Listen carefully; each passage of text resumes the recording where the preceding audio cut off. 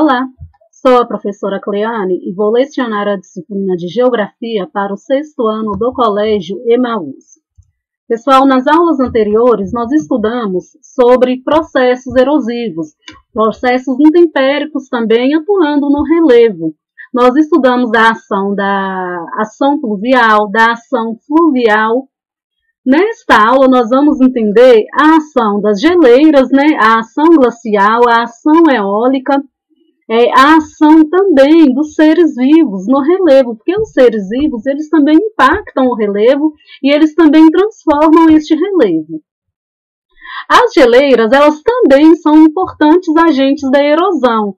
São grandes massas de gelo que ocorrem nas áreas onde a queda e o acúmulo de neve superam o degelo, ou seja, o derretimento. Assim como os demais agentes de erosão, gente, a geleira ela vai erodir, transportando o material das regiões mais altas para as regiões mais baixas. Vai desgastar o solo e a rocha que vai encontrar pelo caminho. Quando a gente fala na geleira, vocês têm que imaginar uma imensa geleira mesmo, um grande camada de gelo deslizando sobre o solo, desgastando este solo e transportando este material. Vamos entender como que as geleiras elas se formam. Inicialmente, vai haver o acúmulo de neve. Essa neve vai se acumular mais rápido do que vai derreter. E essa neve ela vai se sedimentar, vai se compactar, dando origem à formação da geleira. Como que essa geleira vai se expandir? Com o passar do tempo, isso é um processo demorado, tá bem, gente? É um processo extremamente lento. Com o passar do tempo, o gelo glacial, ele começa a descer. E a geleira avança mais do que derrete, ou seja, à medida que o gelo glacial ele vai descendo, ele vai escorregando para a camada mais baixa, mais neve vai recebendo. Então, vai cobrir todo o vale abaixo da geleira. A geleira, ela se move continuamente, é um movimento constante. Porém, após alguns anos, o avanço dela vai reduzir muito e vai dar a impressão que ela está paradinha ali onde ela se formou. Mas, na realidade, ela está se movimentando. A geleira também ela pode recuar. Como assim? Reduzir o seu tamanho. Como assim recuar? Dezenas ou centenas de milhares de anos após a formação de uma geleira, ela passa a derreter mais rapidamente do que pode se mover e começa a recuar. Recuar quer dizer voltar, tá bem, gente? Quer dizer retroceder, ou seja, aqui na parte do vale, onde ela está mais avançada, ela vai começar a derreter. Então, ela começa a derreter, essa região que antes era uma geleira, começa a se formar um rio, um lago, Então, recuando assim essa geleira. Atualmente, as geleiras se localizam nas regiões polares e nas altas montanhas, cobrindo cerca de 10% da superfície terrestre. Porém, gente, o planeta Terra, ele já presenciou vários períodos há milhares de anos em que essas geleiras cobriam grande parte da superfície terrestre. Esses períodos eles são conhecidos como era glacial, era das glaciações ou ainda era do gelo.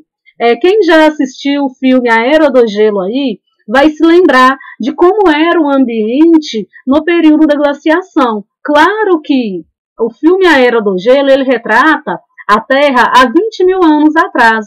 E a última glaciação, ela aconteceu entre 110 mil e 11 mil anos. Nas fases de glaciação, as geleiras elas chegavam a cobrir mais de 30% da superfície terrestre. Inclusive, foi durante a última glaciação que estudos estimam que os seres humanos migraram para o continente americano, passando pelo Estreito de Bering, como vocês já estudaram em história. Durante a era glacial, essa região aqui do Estreito de Bering, ela ficou coberta de gelo. o que permitiu a travessia por esses seres humanos. Claro que existem teorias também que levantam teorias, né, que o ser humano ele chegou ao continente americano partindo da Oceania, passando pelo Oceano Pacífico. As geleiras elas são pesadas e grandes. A ação erosiva delas é semelhante à de uma lixa passada sobre as rochas. Seu poder de abrasão é superior à ação dos rios.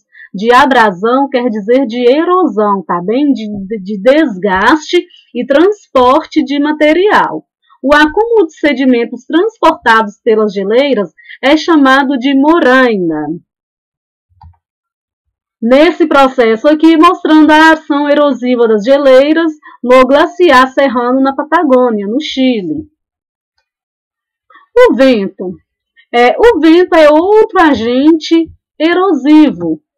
A erosão causada pelo vento é chamada de erosão eólica. Como que a ação do vento atua sobre o relevo?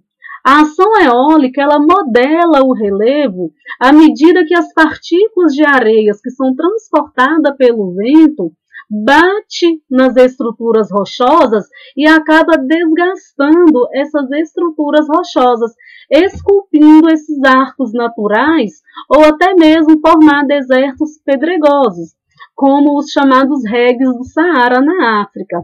Observem essas estruturas aqui na imagem Pedra da Igrejinha no Parque Nacional do Catimbaú.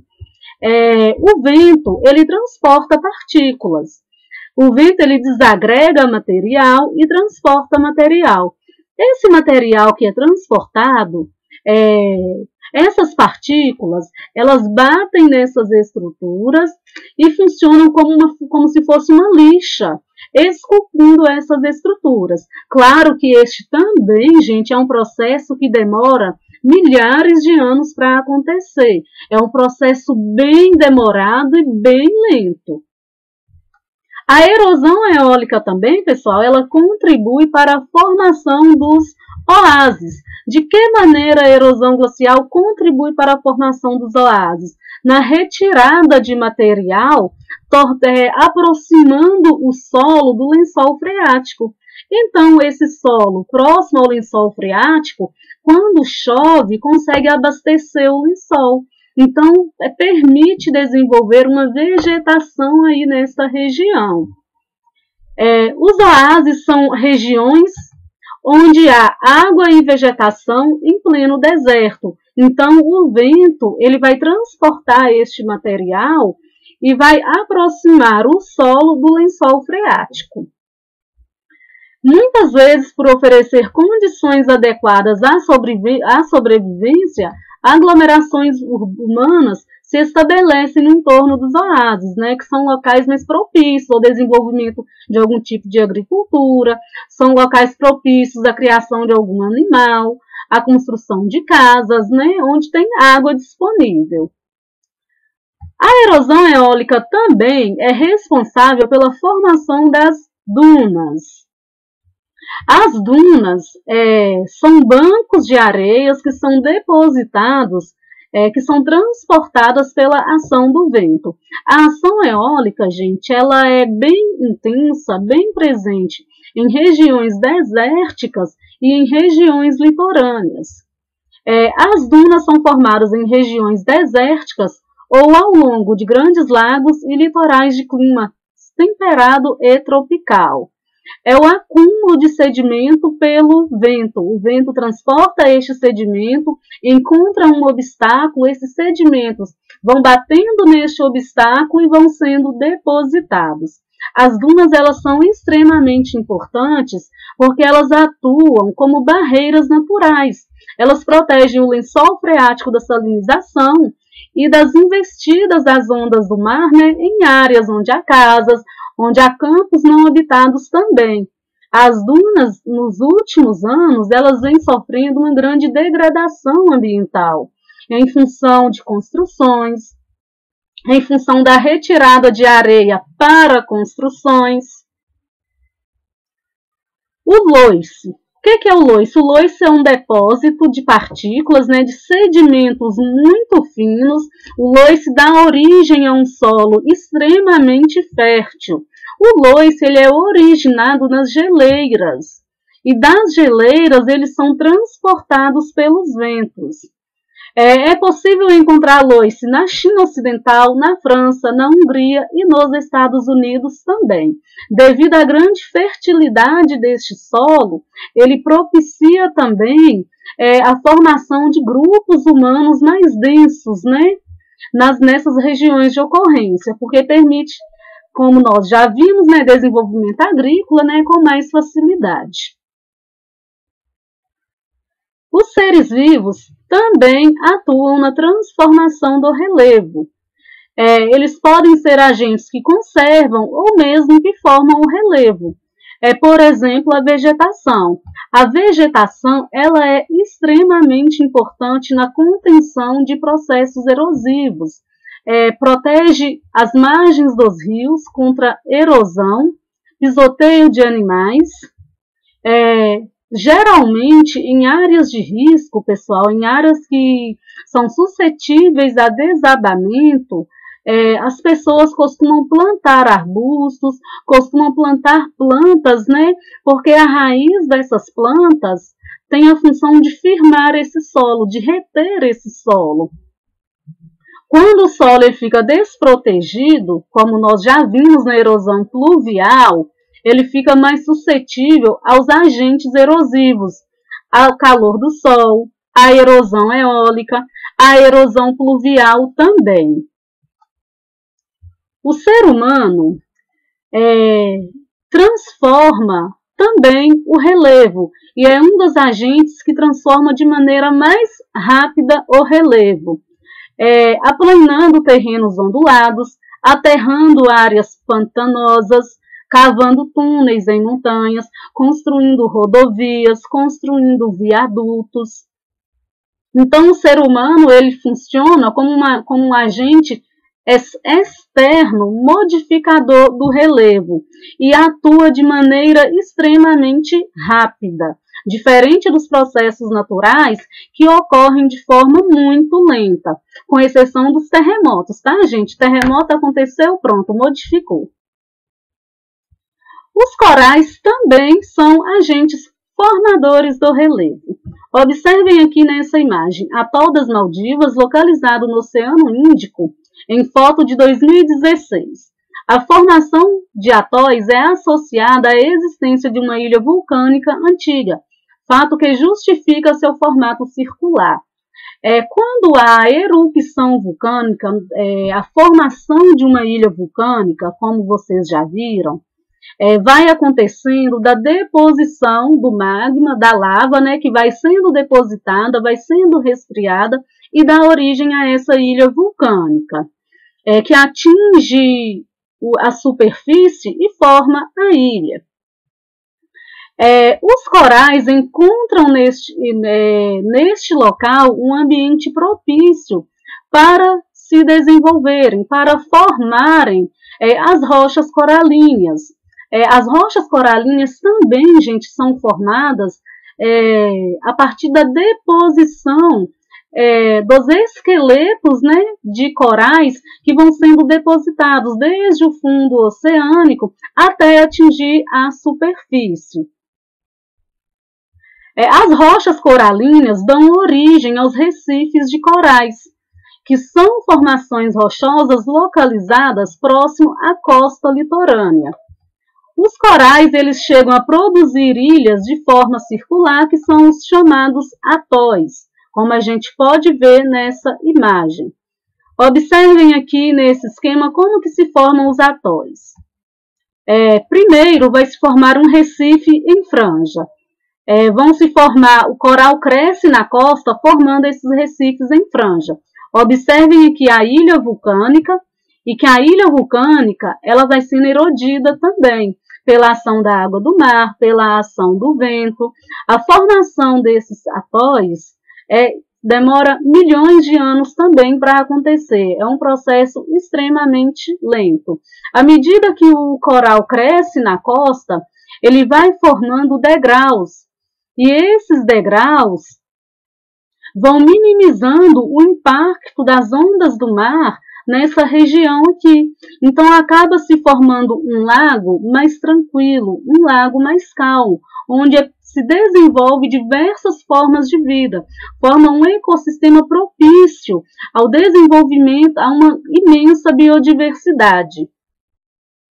À medida que o coral continua crescendo, o processo erosivo continua acontecendo. Então, a ilha vulcânica, ela tende a desaparecer.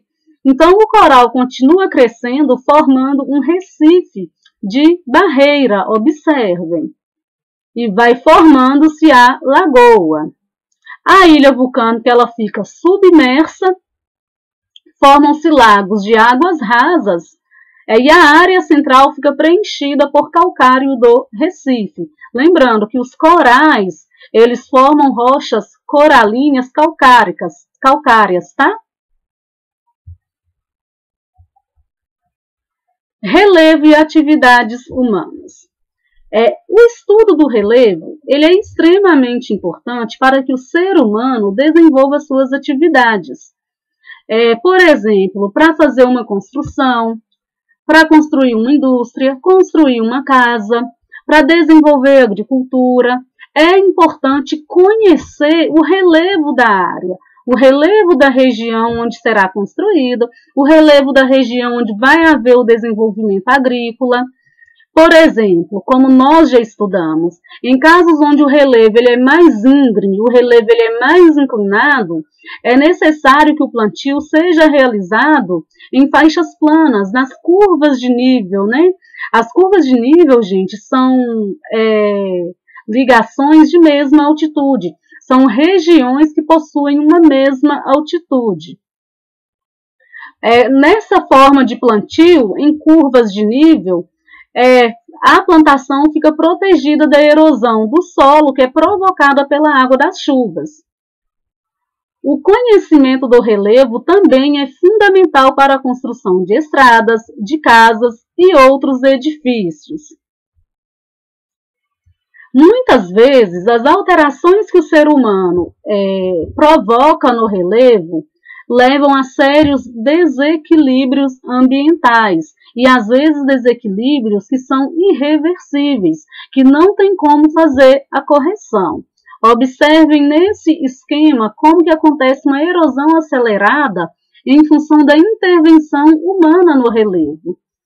Observem aqui nesse processo A cobertura vegetal protege o solo da erosão. Observem, quando chove, parte dessa água infiltra, parte dessa água escoa superficialmente.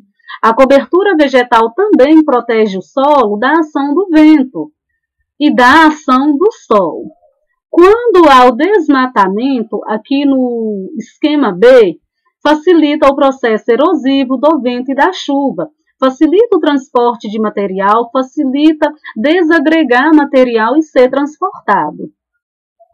Neste esquema C, os raios solares atingem o solo desprotegido, ressecando-o.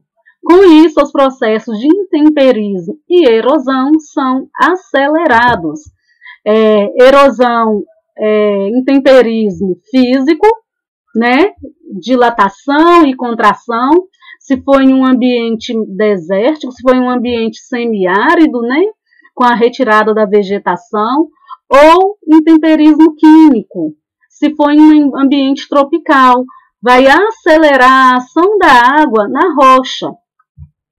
Nesse esquema D, com o passar do tempo, o solo se torna improdutível, o solo ele se torna infértil. Dependendo do processo erosivo que acontece nesse solo, formam-se as vossorocas, que são grandes buracos que se formam na terra e que atingem o lençol freático. Esse processo de formação de vossorocas, gente, ele é irreversível. O solo ele se torna totalmente inutilizado. Bom, finalizamos a nossa aula. Tem algumas atividades para vocês fazerem. Na página 154, pessoal, não precisa fazer o número 4 e nem o número 5. O número 3, ele pode ser feito individualmente. Eu vou voltar aqui para a tela para vocês anotarem aí quais são as páginas que precisa fazer. Na página 153 também não precisa fazer a letra C. Além das páginas do livro, tem essas atividades complementares. Copiem as perguntas no caderno, tá bem? Bons estudos para vocês, até a próxima aula e lembrem-se, juntos no caminho certo.